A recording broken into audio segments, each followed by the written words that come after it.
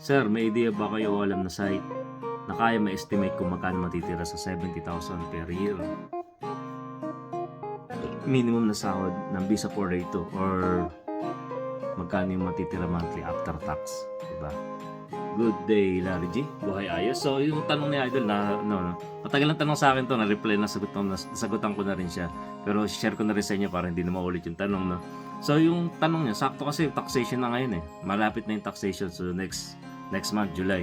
So, tuwan-tuwa na naman yung mga mga working visa niyan, di ba? Taxation kasi medyo malaking nariripan namin sa taxation visa eh. Kaya so pag naging citizen ka na, medyo bumababa na. Kaya depende pa rin sa trabaho mo pa rin. So, pero yung mga na under working visa 482 o student visa, isa sila sa may pinakamalaki yung natatax refund. So, website. So may nakita ako para ma-compute natin na estimated din lang. Hindi kumbaga ika nga ng mga hindi siya bank on, estimated lang, no. Check niya ito 'yon. So ito 'yon, Australian sa website ng Australian government. So Australian Taxation Office, punta ka diyan. Then makikita mo doon sa select income year, no. O kunwari last year 2022, 2023 natin ilalagay. Tapos estimated lang to Tapos yung request na Idol, 70,000 siya per year.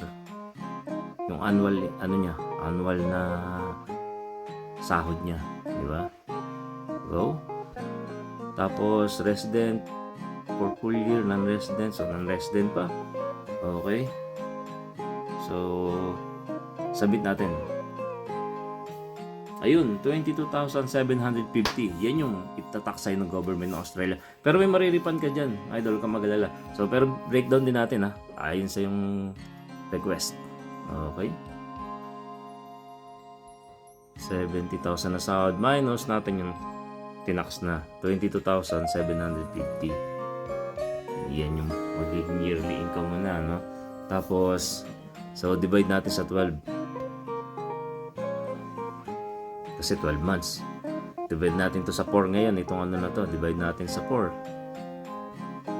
Yan, $984,000. 984 and 375 cents Australian dollar. So, syempre, gusto nyo mag-convert, di ba? Convert natin. Alam mo, medyo mataas palitan ngayon. Nakaraan, 36.49. Ngayon, 38, no? 39 pa ngayon. So, 38. Then, medyo mataas palitan. 39 pala palitan. Sorry. Okay, 39 na, no? Yan na yung per week mo, Idol. Laki, di ba? Sa peso, sa sahod ko, isang linggo, 38,380. Di ba? Ayos ba? So, yun. Di ba? Laki ng sahod per week, no? 38,390. Pero, doon sa sinahod mo na yun, Idol, kakaltasin pa din yung bahay mo. Siyempre, umupa ka pa lang bago dating ka rito, di ba? Una-una, siyempre, bahay. Tapos, siyempre, yung weekly pagkain mo. Kung namamasahe ka, kasama pa yun. Depende kung may kotse ka. Mas may makakatibid ka kung may kotse ka. Yun nga lang, medyo malaki yung lalabas sa pagbili mo ng kotse. Tapos, may content na ako dyan Panoorin nyo yung vlog ko, yung brinake doon ko sa YouTube, yung weekly na expenses namin mula sa upa namin, pati sa internet, pati sa health insurance, nilagay ko doon. So, panoorin nyo na lang yung vlog ko doon. Punta kayo sa YouTube channel ko. Panoorin nyo ko ng yung breakdown para magka-idea rin kayo. Yun yung gastos namin So, kung mag-isa ka lang, may estimate mo siguro. So, sana nakatulong sa inyo yung vlog ko na to. Maraming po salamat sa inyo. Ingat kayo palagi dyan. Keep safe and Godspeed.